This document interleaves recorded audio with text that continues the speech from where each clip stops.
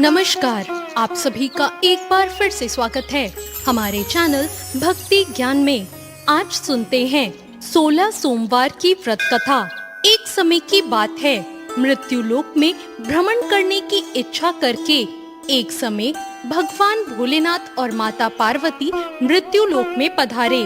भ्रमण करते करते दोनों विदर्भ देश की अमरावती नाम की अति रमणीक नगरी में पहुँचे। अमरावती नगरी स्वर्ग के सदृश सभी प्रकार के सुखों से परिपूर्ण थी। उसमें वहाँ के महाराजा द्वारा बनवाया हुआ अति रमणीक शिव जी का मंदिर भी था। भगवान शंकर और माता पार्वती साथ में इस मंदिर में निवास करने लगे। एक समय माता पार्वती जी ने भगवान भोलेनाथ को प्रसन्न देखकर बोला, हे महाराज, आज तो हम दोनों चौसर खेलेंगे।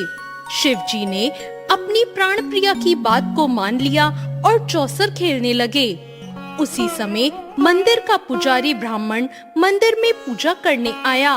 माता पार्वती ने पुजारी से प्रश्न किया, पुजारी जी बताओ, इस बाजी में हम दोनों में से किसकी जीत होगी? ब्राह्मण बिना विचार किए जल्दी से बोल उठा, महादेव की जीत होगी। थोड़ी देर में बाजी समाप्त हो गई और पार्वती जी की जीत हुई। पार्वती जी को बहुत गुस्सा आया और ब्राह्मण को झूठ बोलने के अपराध के कारण श्राप देने चली। भगवान भोलेनाथ ने माँ पार्वती को बहुत समझाया, लेकिन उन्होंने ब्राह्मण को कोढ़ी होने का श्राप दे दिया। कुछ समय बाद पार्वती जी के श्रापवश पुजारी के शरीर में कोढ़ पैदा हो गया। अब वो बहुत अधिक दुखी रहने लगा। पुजारी को कष्ट भोगते हुए जब बहुत दिन गुजर गए, तब एक दिन देवलोक की अप्सराएं शिव जी की पूजा करने उस मंदिर में पधारी। पुजारी के कोढ़ के कष्ट को देखकर उन्हें बड़ी दया आई। उन्होंने उससे इस कोढ़ का कारण पूछा। पुजारी ने निसंकोच सारी बातें बता दी। वे अप्सराएं बोली, हे पुजारी, तुम अधिक दुखी मत होना। सावन सोमवार का व्रत भक्ति भाव से करो। पुजारी ने अप्सराओं से व्रत की विधि पूछी। अप्सराओं ने बताया, सोमवार को भक्ति भाव से व्रत करो, साफ वस्त्र पहनो, संध्या व उपासना के बाद आधा सेर गेहूं का आटा लो, उसके 3 भाग करो और घी, गुड़, दीप नैवेद्य, बेल पत्र, जनेऊ जोड़ा, चंदन, अक्षत, पुष्प आदि से प्रदोष काल में भगवान शिव जी की पूजा करो। उसके बाद 3 भागों में से 1 भाग शिव जी को अर्पण करो, बाकी 2 को शिव जी का प्रसाद समझकर उपस्थित लोगों में बांट दो और खुद भी प्रसाद समझकर खाओ। इस तरह 16 सोमवार व्रत रखो। 17वें सोमवार को 5 सेर पवित्र गेहूं के आटे की बाटी बनाओ, उसमें घी और गुड़ मिलाकर चूरमा बनाओ। भगवान भोलेनाथ को भोग लगाकर उपस्थित भक्तों में बांट दो।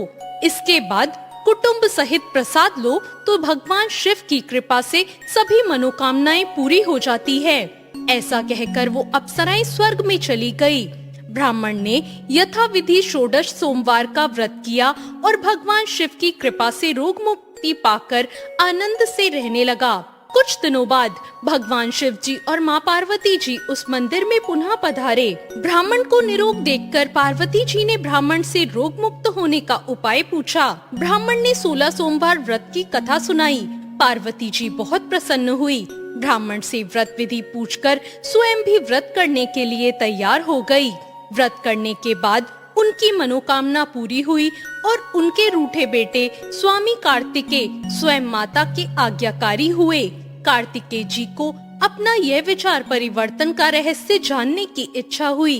वो माता से बोले, माता, आपने ऐसा कौन सा उपाय किया जिससे मेरा मन आपकी ओर आकर्षित हो गया? पार्वती जी ने वही षोडश सोमवार की कथा उनको भी सुना दी।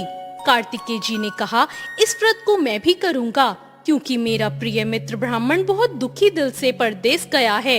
मेरी उससे मिलने की इच्छा है।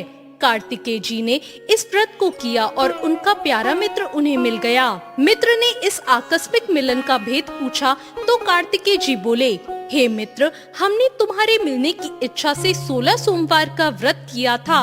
अब तो ब्राह्मण मित्र को अपने विवाह की चिंता होने लगी। उसने कार्तिकेय जी से व्रत की विधि पूछी और यथाविधि व्रत किया।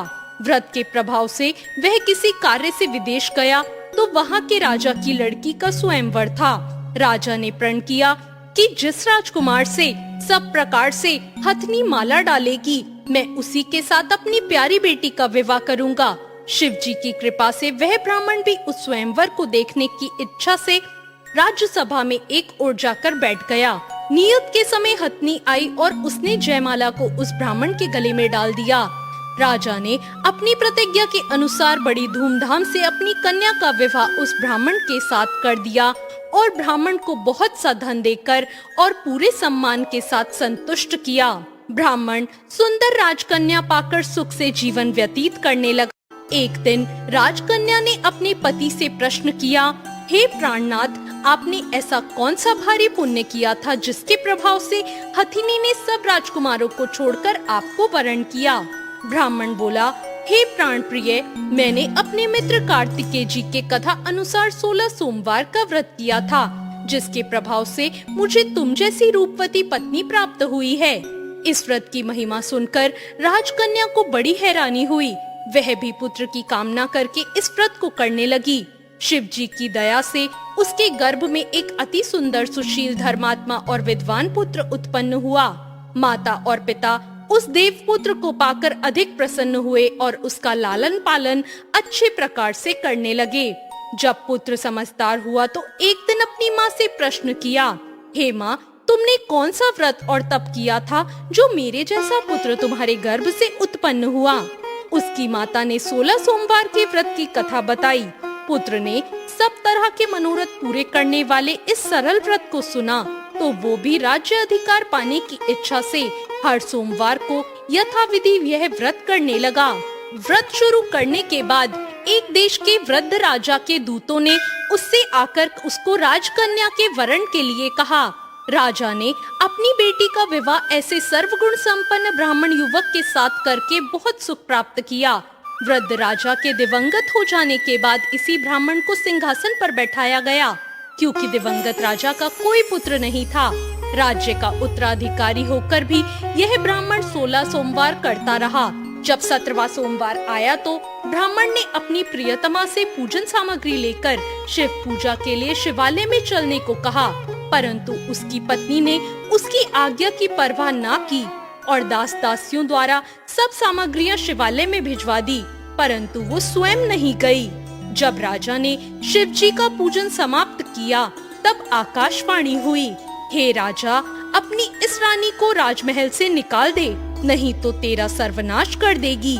यह आकाशवाणी सुनने के बाद राजा के आश्चर्य का ठिकाना न रहा। उसने मंत्रणा गृह में आकर अपने सभासदों को बुलाकर कहा, मुनियों, आज मुझे शिव जी की आकाशवाणी सुनाई दी कि तू अपनी इस रानी को राज्य से निकाल दे, नहीं तो यह तेरा सर्वनाश कर देगी। राज्य के मंत्री और सभासद आदि सब विस्मय और दुख में डूब गए, क्योंकि जिस कन्या के कारण उसे राज्य मिला था, राजा उसी को निकालने की बात कह रहा था। यह कैसे हो सकता था? पर राजा ने मंत्रियों की परवाह नहीं की। उसने अपनी पत्नी को राजमहल से निकाल दिया। रानी दुखी हृदय से अपने भाग्य को कोसती हुई राज्य से बाहर चली गई।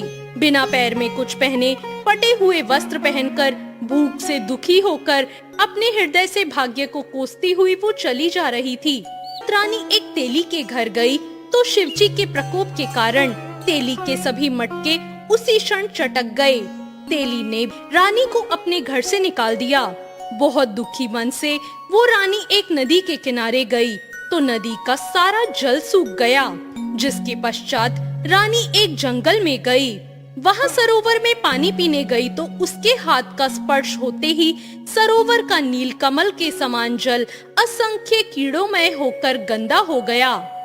रानी ने भाग्य पर दोष रोपण करते हुए उस जल को पीकर पेड़ की शीतल छाया में विश्राम करना चाहा, परंतु वह जिस पेड़ के नीचे विश्राम करती उस पेड़ के पत्ते तुरंत टूटकर गिर जाते। वन सरोवर जलाशय की ऐसी दशा देखकर गौ चराने वाले ग्वालों ने अपने गोसाई जी से, जो उस जंगल में स्थित मंदिर के पुजारी थे, उनको ये बात बताई। गोसाई जी के आदेश अनुसार ग्वाले रानी को पकड़कर गोसाई जी के पास लाए।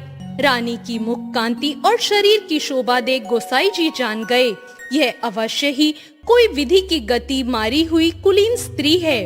पुजारी ने रानी से कहा, पुत्री, मैं तुमको अपनी पुत्री के समान रखूंगा। तुम मेरे आश्रम में आकर रहो। मैं तुम्हें किसी प्रकार का दुख नहीं होने दूंगा। गोसाई जी के वचन सुनकर रानी को धीरज हुआ। वह आश्रम में रहने लगी।